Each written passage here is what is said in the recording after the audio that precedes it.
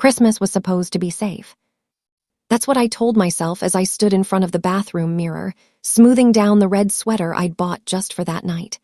It was soft, simple, and the kind of thing my late mother would have said made my eyes look brighter.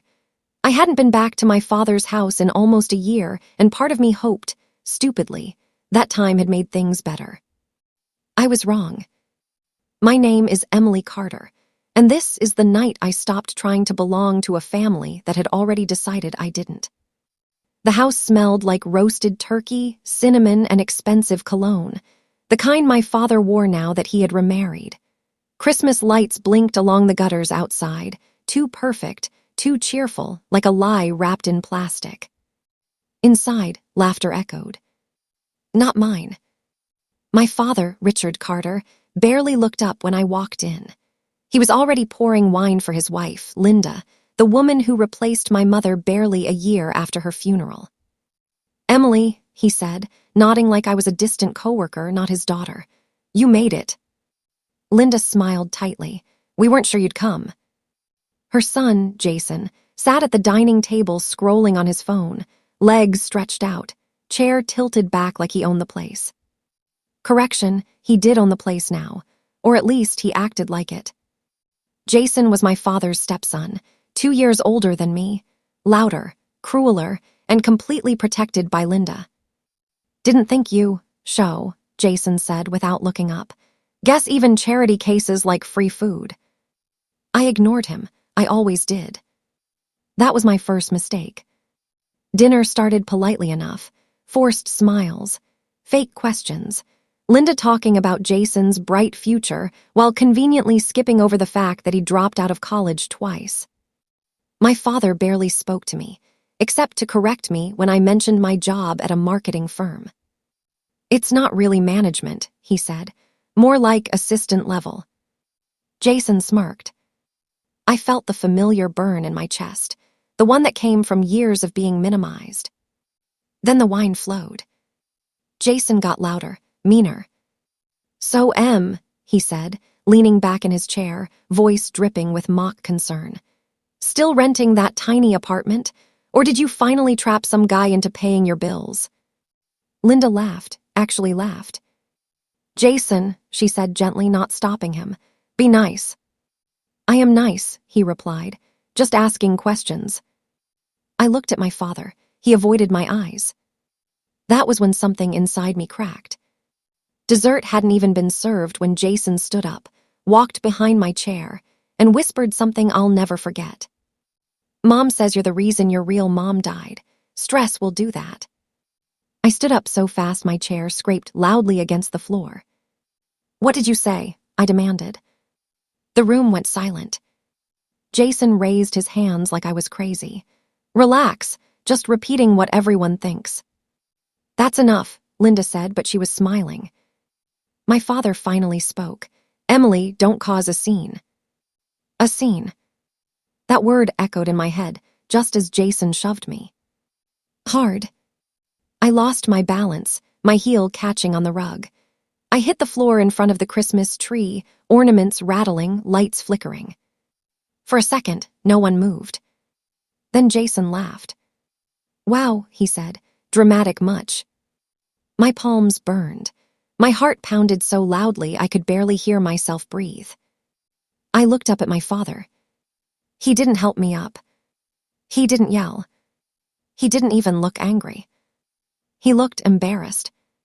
"Emily," he said quietly, "maybe you should go." That was the moment. The exact moment I made my decision. I stood up without their help, grabbed my coat, and walked out into the freezing night. Snow crunched beneath my boots as tears streamed down my face, not from pain, but from clarity. I wasn't invisible. I was discarded. And as I sat in my car, hands shaking on the steering wheel, I whispered the words that changed everything. "I'm done being quiet." That night, I didn't sleep. I planned. The next morning, my phone buzzed with a message from my father. "Richard, let's talk. Jason didn't mean it." I stared at the screen, then turned the phone face down. No more talking. I had spent my entire life shrinking, apologizing for existing, hoping love would come if I stayed patient enough. But patience hadn't saved me. Power would. What my family didn't know was this. The assistant level job my father mocked. It put me directly inside the company that handled his real estate investments. I knew the numbers, the loopholes, the quiet tax tricks he'd been using for years. And Jason worked under the table for one of my father's partners, illegally. I had proof. Emails, documents, recorded conversations. I hadn't gathered them for revenge. But now, I understood their value. 2 weeks after Christmas, my father received a notice of audit. Linda panicked. Jason called me for the first time in years. "Hey," he said awkwardly, "look about Christmas." "Don't," I replied calmly. "We're not family." He laughed nervously. "Come on, you wouldn't actually hurt us." I smiled. "You already taught me how." By spring, my father's reputation was ruined. Not by rumors, but by truth. I didn't lie. I didn't exaggerate. I simply stopped protecting people who never protected me. Jason lost his job. Linda blamed everyone but herself. My father tried to apologize publicly, too late. And me. I moved to a better apartment.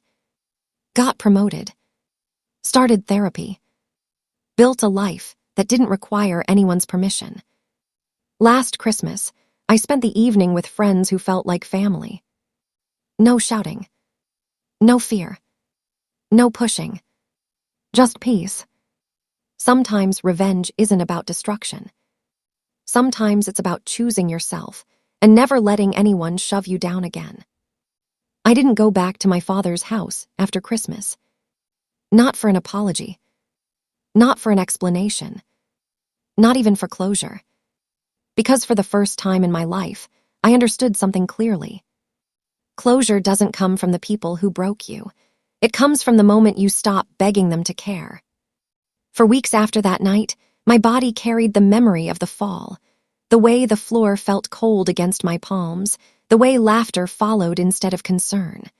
But worse than the bruise on my hip was the bruise on my heart. My father had watched me get shoved to the ground and chose silence. That truth hurt more than Jason's hands ever could. The calls I ignored. At first, they tried pretending nothing happened. Linda sent a text 2 days after Christmas. "Family fights happen. Let's move on." Move on. As if I'd tripped over my own feet. As if I hadn't been humiliated in front of a Christmas tree my late mother once decorated with love. Then my father started calling. I let it ring. Over and over. Finally, one night I answered. "Emily," he said, his voice soft in that familiar way he used when he wanted something. "You're being dramatic." "Jason said he barely touched you." I laughed. Not because it was funny, because it was finally clear. "You watched me fall," I said calmly, "and you told me to leave." Silence. "I didn't want to choose sides," he replied. "That was your choice," I said, "and now this is mine." I hung up. What they never knew about me. My family had always underestimated me. They thought I was weak because I was quiet. Soft because I didn't scream back. Powerless because I didn't fight dirty. What they never understood was this. I paid attention. While Jason bragged and Linda played perfect wife, I worked. I learned. I built connections quietly. The marketing firm I worked for wasn't assistant level. It was strategic. One of our biggest clients. A real estate group tied directly to my father's investments. And I knew things. Not secrets whispered in confidence, but patterns, paper trails, convenient omissions, legal gray areas that only stayed gray because people like me kept their mouths shut.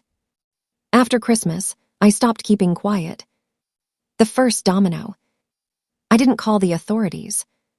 I didn't threaten anyone. I simply asked for a transfer to a different team, one that handled compliance reviews. My boss raised an eyebrow. This is personal. No, I said, it's professional. That wasn't a lie. The audit that followed wasn't my doing. It was inevitable. I had just stopped standing in its way. When my father's business partner called me in a panic, I knew the first domino had fallen. "Amelie," he said, forcing a laugh, "your dad's under some pressure. You wouldn't know anything about that, would you?" I looked out my apartment window at the city lights. My city, the life I built without them. "I know the truth," I said. "That's all."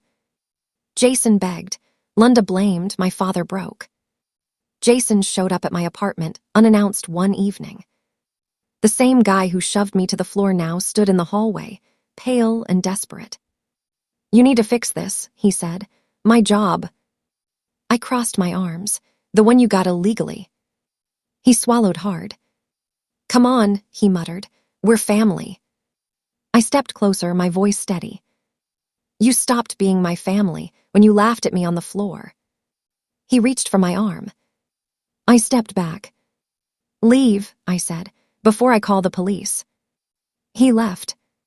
Lunda tried next. She didn't apologize.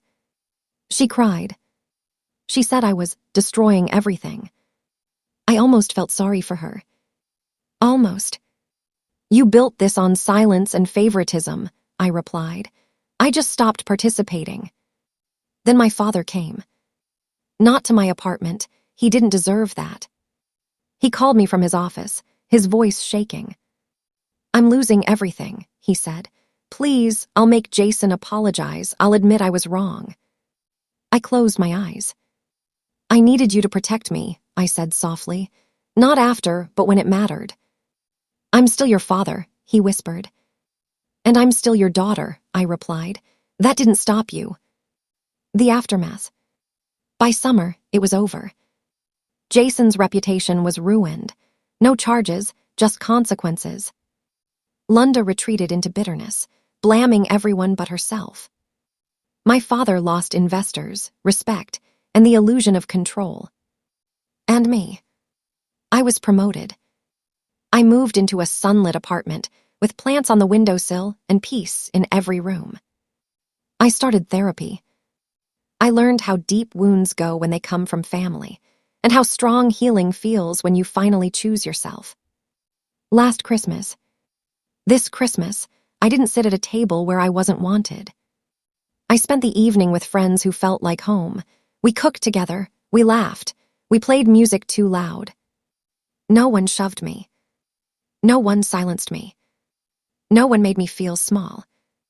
At midnight, I stepped outside as snow fell softly, and for the first time in years, I didn't feel heavy. I felt free. Final truth. People think revenge is loud. It's not. Real revenge is living well, telling the truth, and never letting anyone convince you that abuse is love. That Christmas dinner turned violent, but the decision I made that night, it gave me my life back.